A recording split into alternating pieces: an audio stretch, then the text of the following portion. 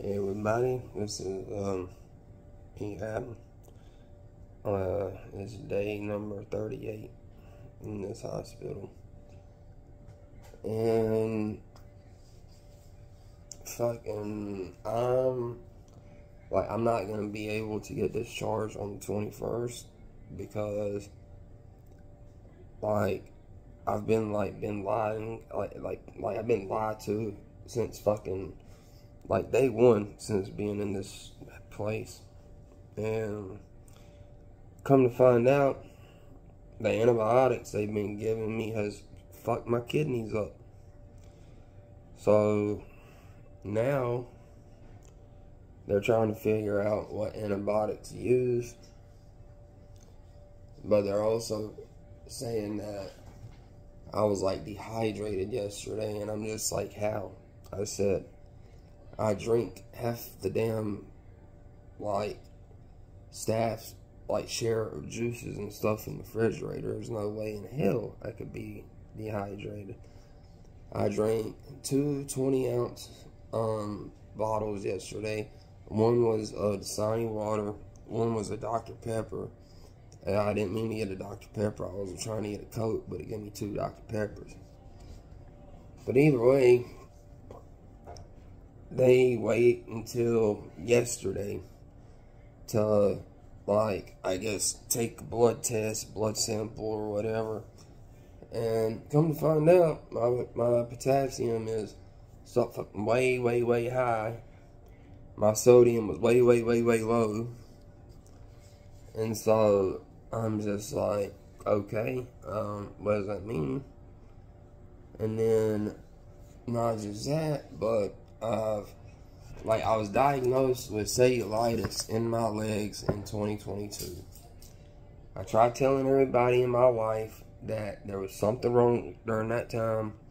Nobody believed me. I fell 3 different times, and I even got kicked by somebody because they thought I was just fucking around, or I took too much of my medicine or something and was just feeling out of it. And it's just it was cellulitis in my legs, because from my kneecap all the way down to my toes, they were blood red. They literally you could touch them and it was hot. They're also swollen up twice in the size that it should be. And so I'll even show y'all what I'm talking about now. I had to get a doctor who was a kidney doctor, but he knows about cellulitis. And I was just like, man, so you see how it's turning red? It's turning red, and then you can sit there, poke my finger in it, and there's a big old indentation, wherever I poke that shit. Y'all can't even see. So let me bring y'all closer in. So it's just here's my leg, right? And it's turning red. It's turning red right here, all around there. But when you sit there, and we'll go to the outside scoop, man. Just how my leg is right there. All you gotta do is just push your finger in, and there's the indentation. And when you have cellulitis, you can tell the difference between just having a swollen leg that has fluid in it, between having cellulitis. That's why it got named for it. That's why it's not something that's fucking fun to have. So I was told just make sure that you put some pillows up under you tonight while you're sleeping, and let the fluid come back down. Man, and it came from a good person. The guy, he's a good guy. He works down in the MRI lab, but I guess he just doesn't know that much about cellulitis, and I'm not gonna knock him for that. But it's the fact that the kidney doctor came in today after I was after being woke up at 7:30 and then woken up again at 5. I only ended up getting like 2.5 to 3 hours of sleep, just because of the way they had me hooked up to the machine. And it's just like I'm hooked up to the machine right now. Yesterday I was hooked up from 10 a.m. until 10 p.m. and then they gave me a break until 5 a.m. in the morning.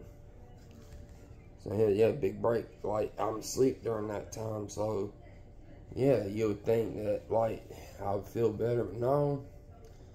And then today, after I get done with my breakfast, there's like 1, 2, 3, like four girls came to my room and were just like, yeah, we're transferring you to a different room because that way we can monitor you better. And I was just like, monitor me? I said, have I done something wrong?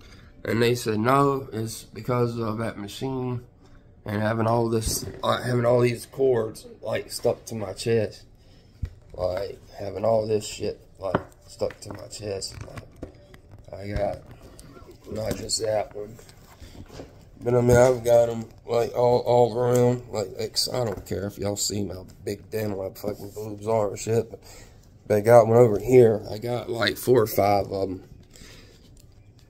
But either way, I'm just trying to hop on here and let everybody know this hospital, man, this hospital fucking sucks. The only thing that's good here is the nursing staff and the people who are up under the nurses. Like, they're the only ones who like actually show that they care.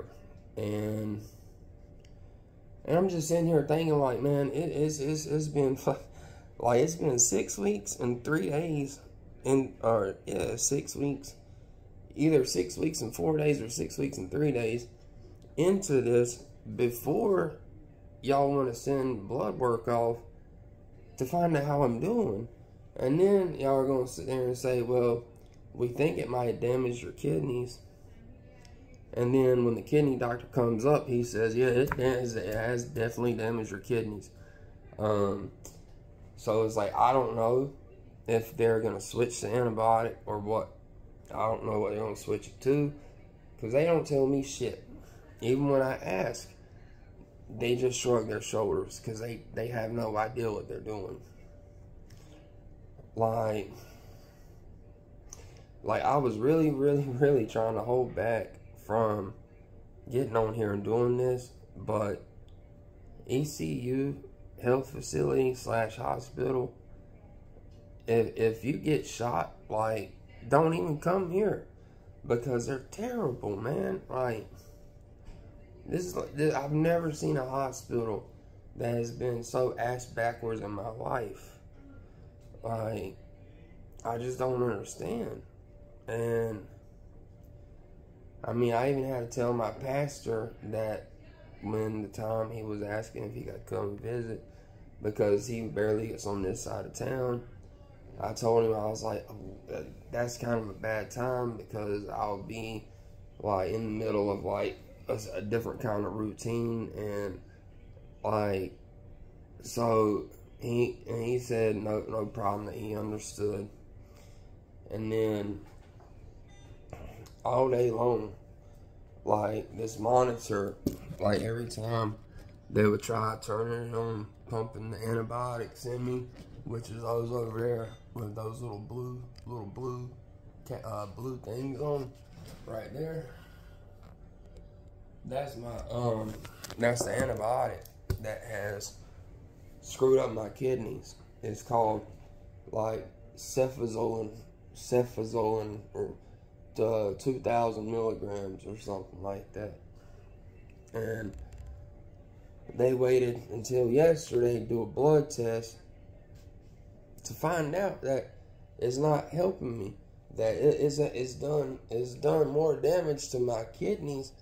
And then this morning they come in, like, earlier, like before getting like moved, this really nice girl that works here, Like, honestly, she's probably one of my favorite ones, like, that's under the nurse, just because she acts like she actually gives a shit about somebody and she cares. She came in, she had to check my blood pressure and stuff, and she went ahead and checked my blood sugar. My blood sugar was just 96 because I'm not a diabetic. My father is a diabetic. All of y'all that know me probably knew that my mom was a diabetic, along with having other health issues, but that has nothing to do with me, and I really don't want to talk too much about my mom because I will get emotional. But the fact is, they waited 6 weeks and 3.5 or 6 weeks and 4 days to like have a kidney doctor come up and finally admit, like, yeah, he said the antibiotics that you have been on has done damage to your kidneys. And I'm just like sitting here just like, okay, but still, is my discharge date looking like it's only going to be on the 21st? Because if it's not, I'm going to sign myself out so I can make an appointment at Chapel Hill, because I already know the name of the doctor, his phone number, where his office is located. He's the #1 doctor when it comes to spinal cords in North Carolina. But the worst part is once the damage is done, it can't be reversed. It's not like being able to scratch up like something that you really like and you can just go out and buy another one if you got the money for it. It's not like that. This is literally playing with somebody's life. And I don't understand why, like, they don't consider me normal enough to, like, be a fucking normal person. Because it's like I said, if somebody else would come into the hospital who has air pockets trapped in their spinal cord, they'd be rushed to emergency surgery. Wouldn't even get a chance to go home. Wouldn't even get a chance to go take a shit. They'd be rushed straight to the ER for emergency surgery. But for me, they said, oh, you know, like, the worst possible thing that can happen is you become paralyzed. And then some bitch just like pats my belly and was just like, but hey, you beat him there, so you got nothing to worry about. Bullshit. Because I have lost feeling all the way up to here, and they don't care. Like, they don't care at all. They have no fucks to give. And like, and then last week I had somehow caught a UTI. And with a UTI, you normally have symptoms like in your lower back, where you can feel like your lower back kind of burning. You might have fever, of course, the color, odor, stuff like that. But for me, since I can't feel nothing all the way up to here and like that all the way across my back, everything went into my fucking shoulder blades so hard, and I cannot express or explain how much pain I am in when it comes to my shoulder blades. But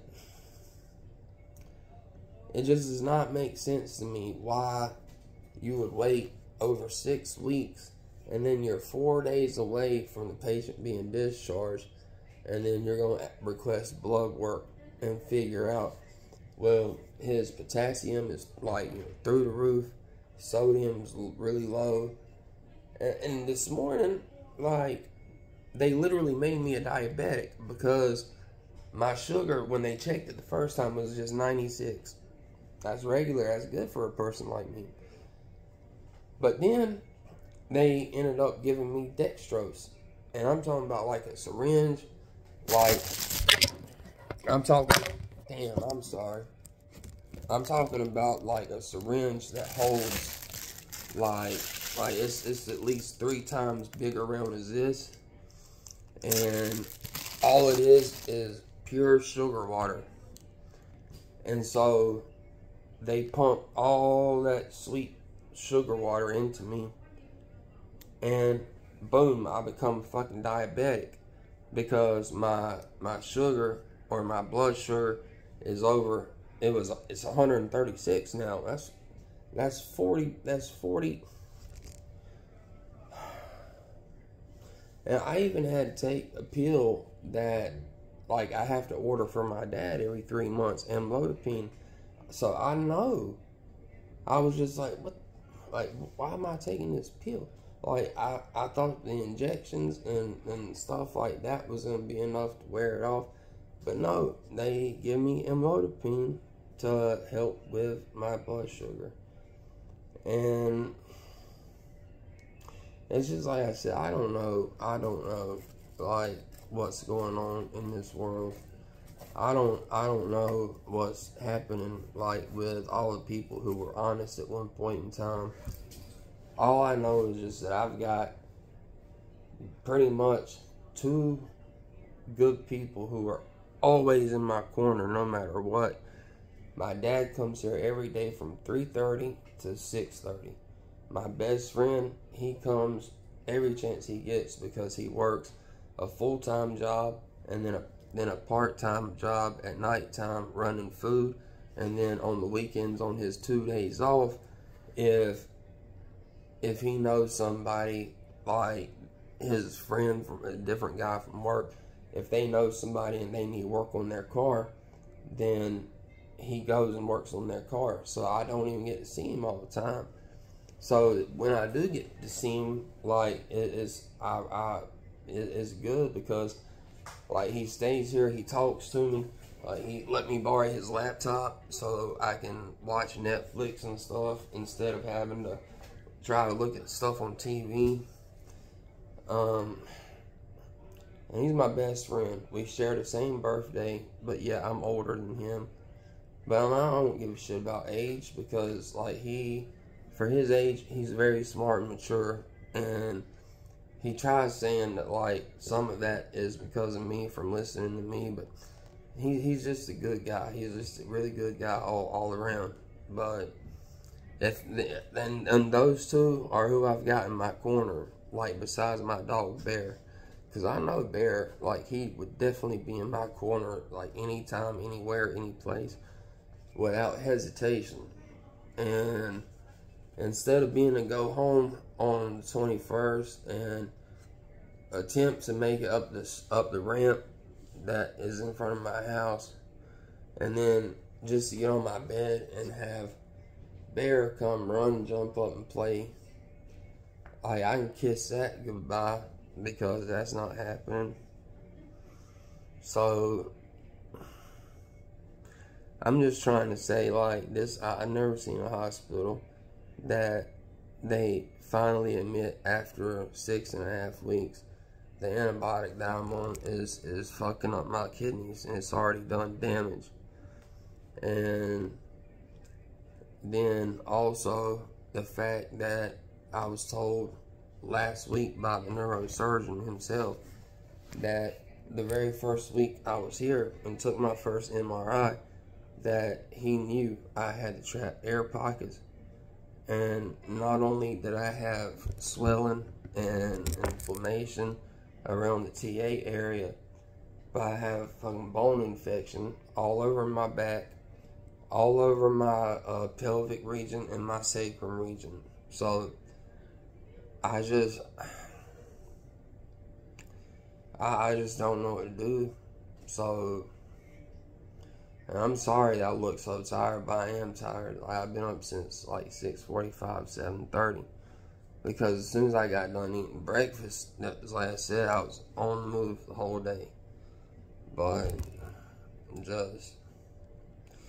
the only good news is all last week I sat there thinking, like, what can I get myself as just, like, not just memory for staying in this hospital this time, but because I've stayed strong the whole time. I haven't complained or nothing. I don't even like mashing the help button when I need help.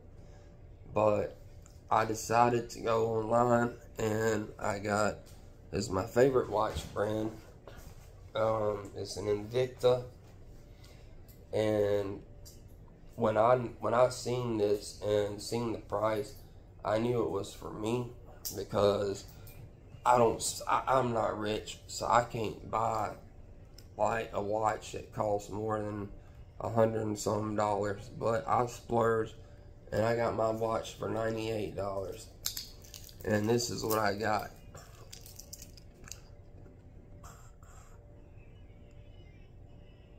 Sorry, my hands are shaking. But I got an Invicta. You can see it engraved there on the side as well, which is the first time I've ever had a watch with this size face on it. But when I seen the colors, like the blue and just how it changes, like blue and purplish colors, I automatically, you know, was like, it's in my price range, and I honestly thought that I deserved it because I have been here so long and have worked so hard. So I thought I deserved something nice for once. But that's all I had to share. Like, I don't even know what else to say if I had something to say. So I'm just gonna go ahead and end this video right here saying this hospital is a piece of shit. Don't ever come to it, even if you break your finger. Go find somebody who is like sleeping on the street and ask them to make you a splint. Give them $10 and say thank you. Because this damn hospital is probably going to take that finger and have you shove up your own ass and twist around a couple times till you screwed yourself. So, I'm sorry about all the language in this video, but I've honestly just had it up here, like, and I'm not going to let my emotions get the best of me because I know they're trying to. So, I'm just going to end it, y'all. I love all y'all. I won't be getting to see y'all soon, like next week, doing anything fun. I'll still be in this hellhole. So, I hope everybody enjoys the rest of their week. Have a wonderful weekend.